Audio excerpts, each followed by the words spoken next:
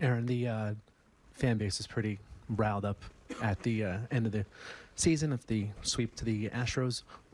In your early discussions with Cash or anyone around here, just what's the feeling of what might need to change going into next year? Well, I think there's always constantly change, and that doesn't change win or lose. If obviously we want to be the last team standing. That's what we're working towards, and it's this time of year when there's that ultimate disappointment, and it's a rough time because going back to from now forward. I mean, we've already begun preparations moving forward into next year, and you realize all that goes into that and all the many people that are involved in trying to get us to be the best we can be. And then you go to spring training and you start out on this desire to be a champion, and ultimately the ending of that is always cruel. So there's that. It sucks this time of year. I mean, to watch two other teams playing, because you want to be there and you feel like you're close and you know what people have poured into this. As far as change, I mean, I think it's just continuing to evolve, and inevitably with that comes change. There's always going to be roster turnover, and for us, for here with the Yankees, we're always searching for as perfect a team as we can get, as perfect a roster as you can get. There's always challenges with that, whether it becomes people coming up through the farm system, trades, free agency. I don't think anything changes from there. I mean, we're constantly looking to where can we get better, whether that's baseball operations, on the field, coaching, player development. I mean, we're relentless in that pursuit. And, had we still been standing and win the World Series, that doesn't change. We're trying to be the best team we can be each and every year. And it was a relatively big story when Hal spoke down in Tampa and made it a point to say, your job is safe. Mm-hmm. Were there any concerns on your end about that? Were you wondering about your job status, and was there any thoughts on your end about that? No, I mean, I signed a contract last year, so, my focus remains the same, and that's, to be one of the leaders of this team that,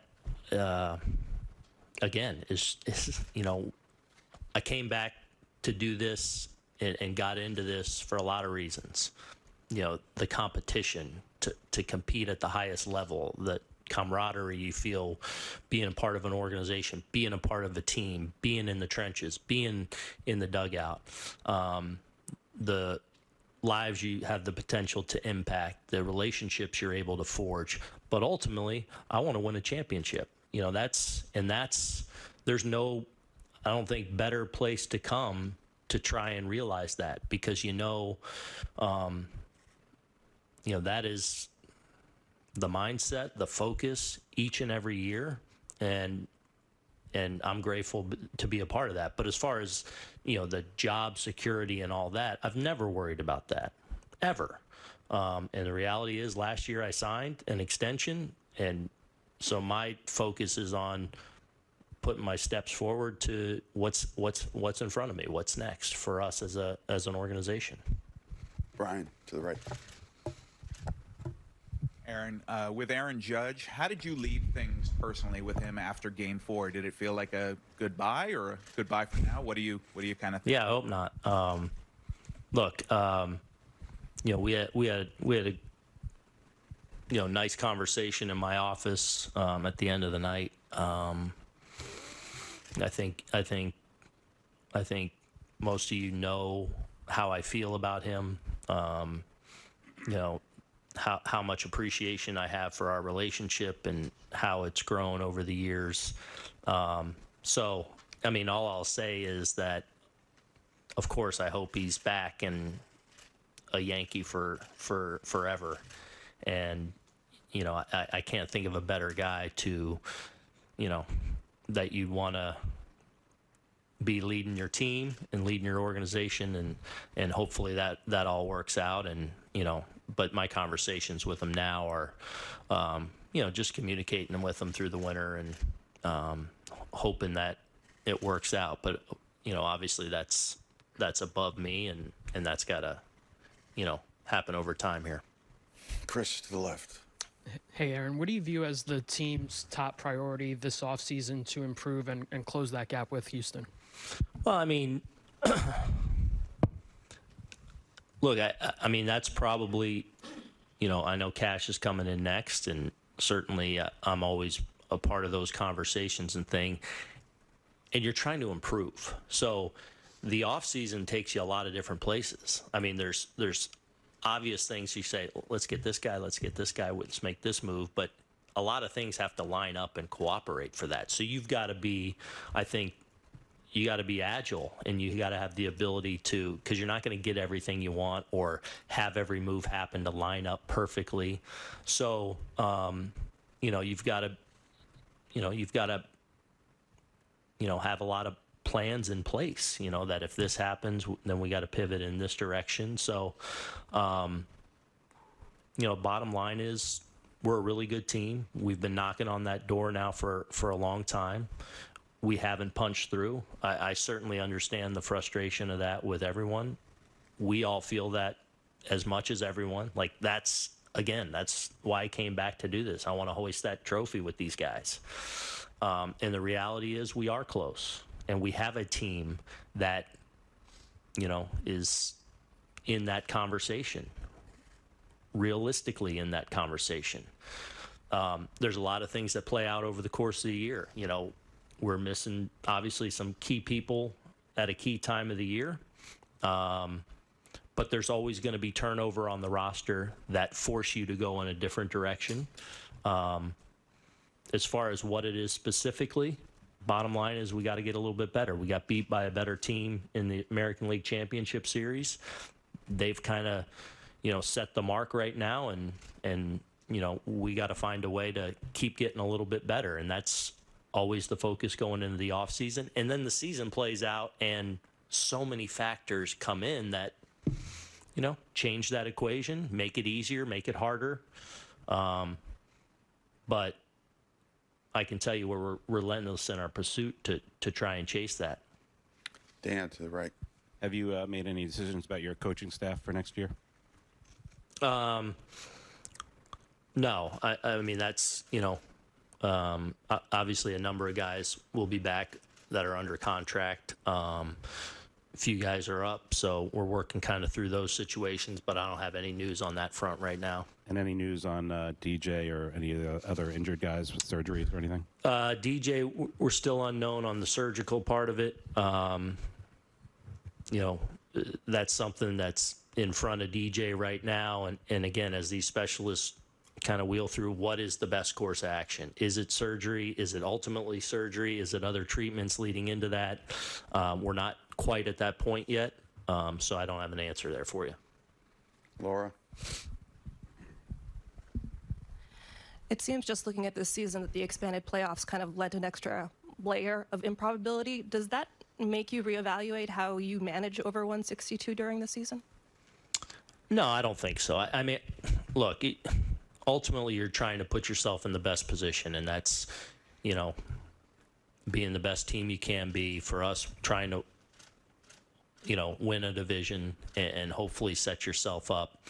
But then, again, the length and the grind of the season ultimately sometimes put your team in different spots, whether it's the start of the year, the middle of the year, the end of the year.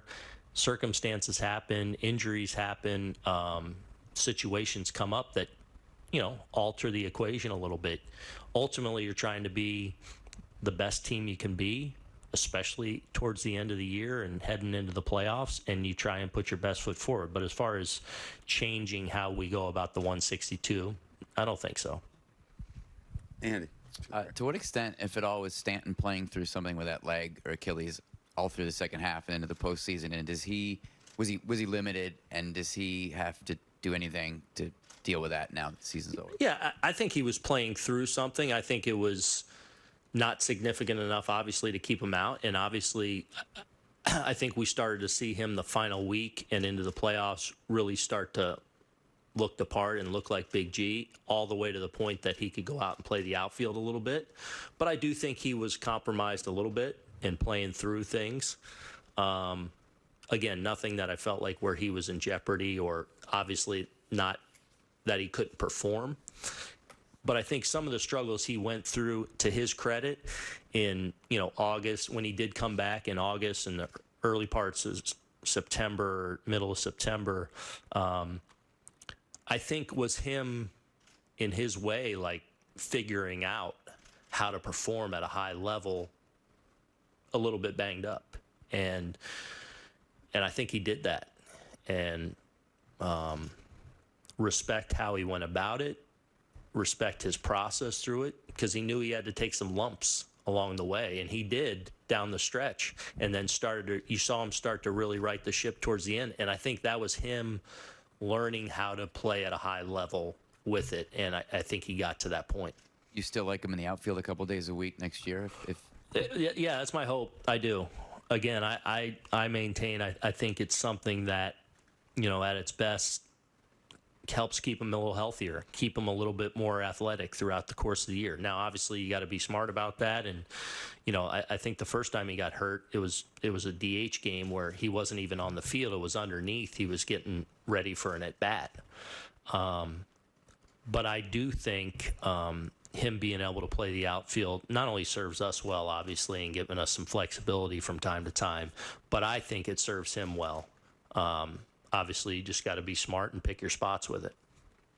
Sweeney, do you have a hand up? Aaron, whether it's during the course of the season or now, a lot of it's things that we seem to ask you about are basically about the outcomes and the results. Are you comfortable with the processes that get you there? Mm-hmm. Are there any changes that need to be made along those lines? Yeah, I am comfortable with our process, with my process. Of course, and again, this goes back to when you win ultimately, when you fall short, even on a smaller level, like during the season, you win a game, you lose a game, you get a result. You're constantly trying to evaluate that and trying to be better at it and trying to grow at it. And I think I've done that, and I think we've done that, but that never stops. But I do feel really good about our process and my process. And, I think we're a very well run and buttoned up organization that is very prepared at what we do. It would seem that as many times as you've had to go through the Astros, you likely maybe have to try to do that again next year. When you're watching them, are there specific things that they do better than you, that you say, we need to be maybe not more like them, but this is what we need to do better, that's what we need to do better because that's what they do? Well, I think every year is a little bit different. Looking at this year's Astros team, I think it's as deep a pitching as they've had.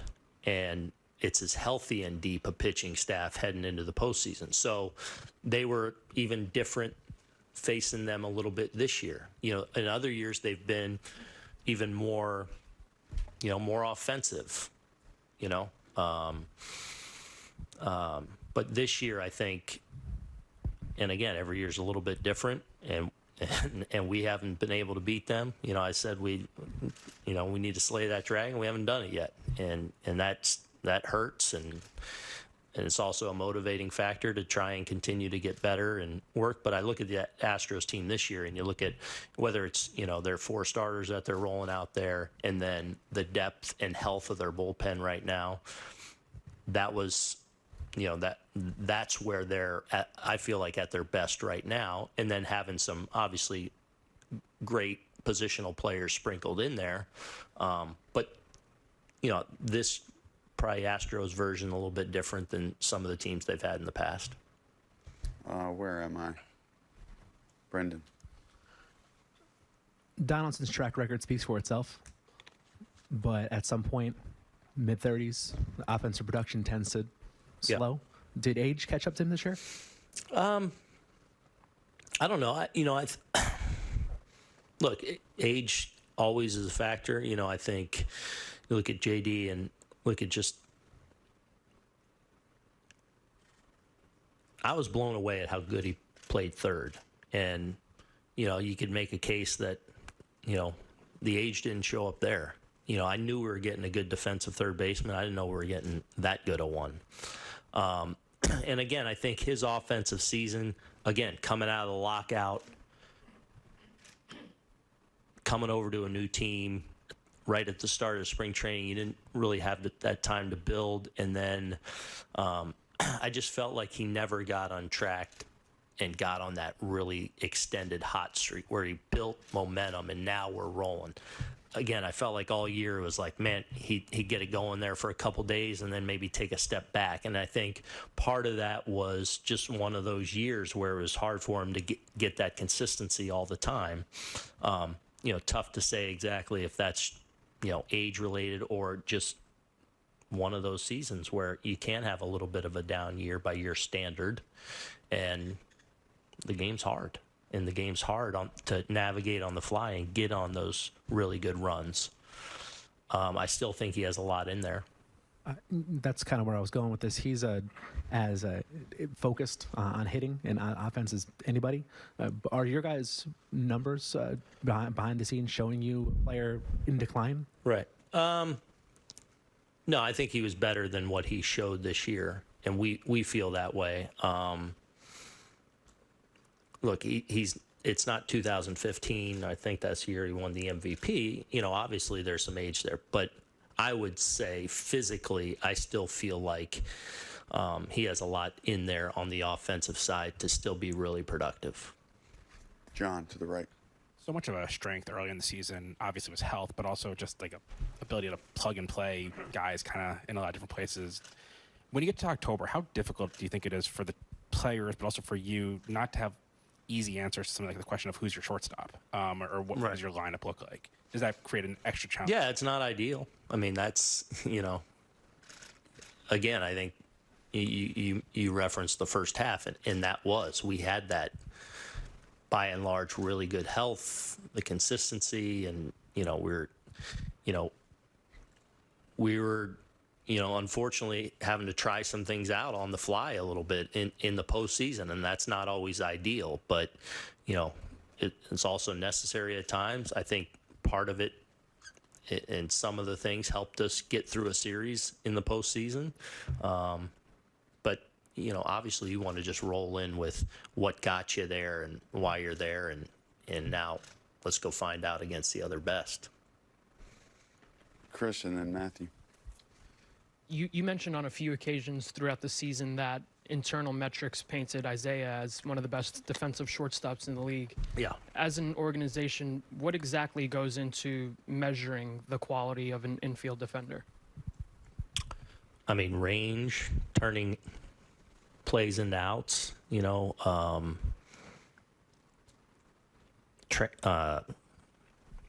transfers, all of it. We're evaluating every play that's made, not made, whether it's an error, whether it's did he get to a ball, didn't he get to the ball, how does that match up? And on the balance of the season, it was very good. I know there are some frustrations with the error that he would have on occasion, and where I felt like, I had to do something within the lineup because I felt like it was something that, came into play a little bit in one of the series. But on the whole, I feel like he was by and large excellent defensively and in the top part of the league of shortstops. And so what are you weighing? You're weighing everything. It's ultimately comes down to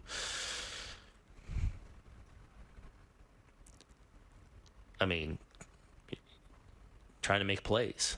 And how many plays does he make compared to his peers on balls that we're measuring, range, transfers? I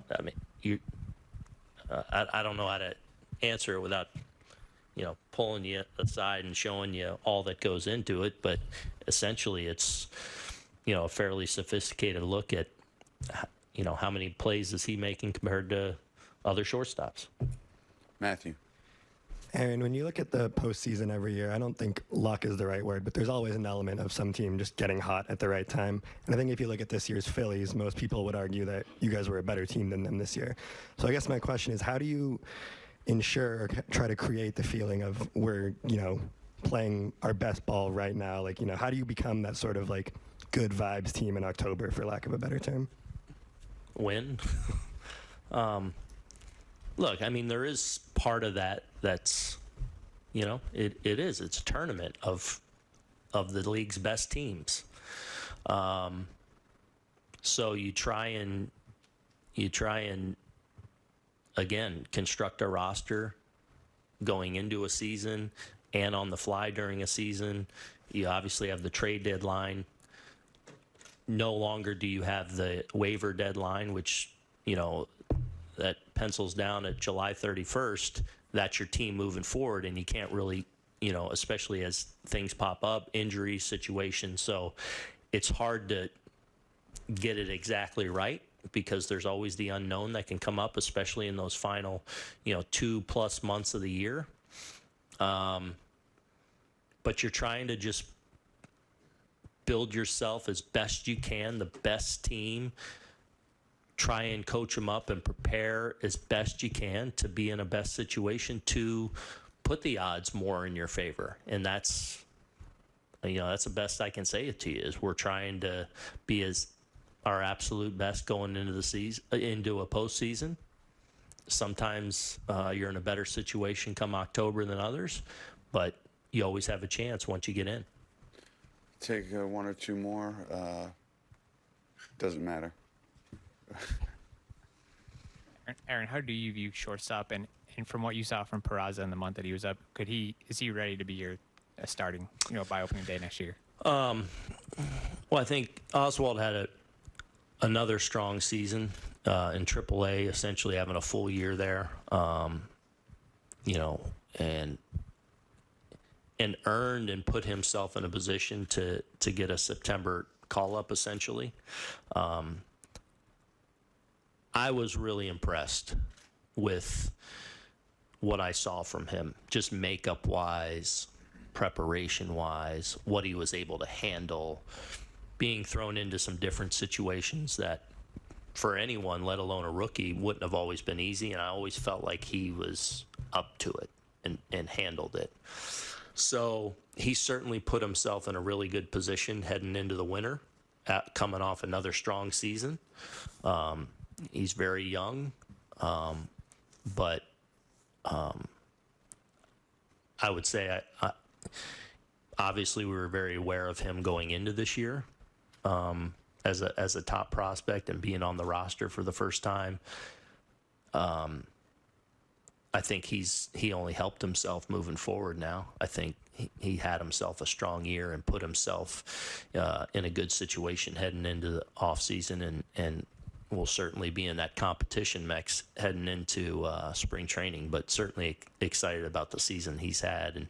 And I just came away really impressed with, being around him now a little bit and seeing him go about things and seeing how he handled. And I feel like hopefully really benefited from being up here and in this environment, not only for September, but on into the playoffs as well. We'll take Nate and Sweeney, and we'll get Brian Cashman. Aaron, Jose Trevino was named a Gold Glover this week. Did he exceed your expectations this season? And what do you think were some of the underlying reasons that allowed him to unlock his potential here in New York? I would say yes, he surprised. I think at worst we knew we were getting a really good defensive catcher.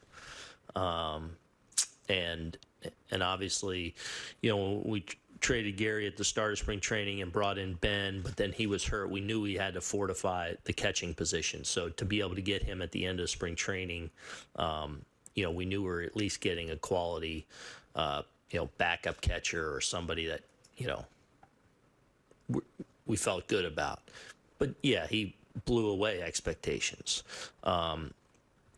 First of all, just the offensive side of things, becoming an all-star. the amount of big hits he got for us. I think he too was banged up a little bit down the stretch, probably hurt his offense a little bit, so it fell off a little bit there at the end. But he blew us away offensively just with the impact he had on our team. But then you go to the defensive side, and yes, we knew we were getting a good defensive catcher. I don't think knew we were getting this impactful of a person.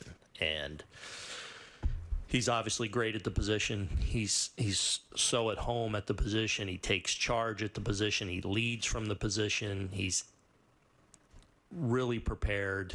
He's a rat. He loves the game and loves to prepare and loves to study and loves to find where we can have an edge. And then he was just, beloved in the room, and in a way became very much one of the leaders in the room. And we're really, really lucky to have him come here and be an integral part of our team. One more, Sweeney. If I could follow up on Connor Falefa and Peraza. In the middle of the summer, like July, August, right around the trade deadline, like Connor Falefa was struggling defensively. He even went to you guys and asked for extra help in the field. Like, he was quoted as saying, "This is the worst defense I've ever played." I would quibble with that, though. I would quibble with that was his words. He was and really his struggling. actions. That's who he is. He's accountable. He's tough. He expects a lot of himself. That's who he is. So that's part of him saying that, is this because his bar is up here of this is who I should be defensively. The reality is he was having a really good defensive year. He had some struggles along the way, or a bad error that, seemingly the next play would highlight the error because we, gave up a run or whatever. But he always bounced back from that, but that's who he is, in being really accountable and like. So maybe Sorry, that's the go answer on. to this part. Yeah.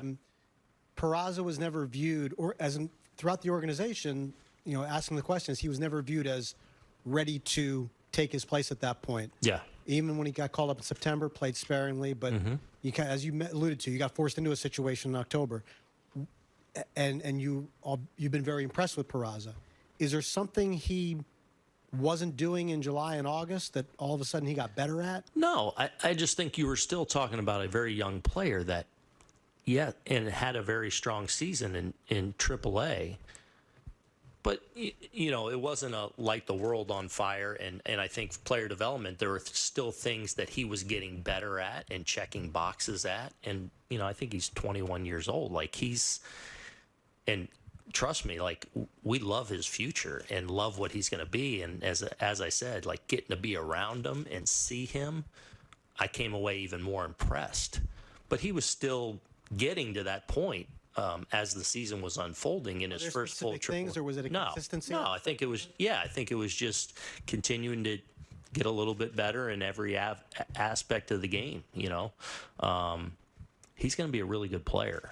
Like, that's what I came out of this season. But I also think his development this year was really important to continue to develop, and I think he continued to improve at the AAA level as the season unfolded as well.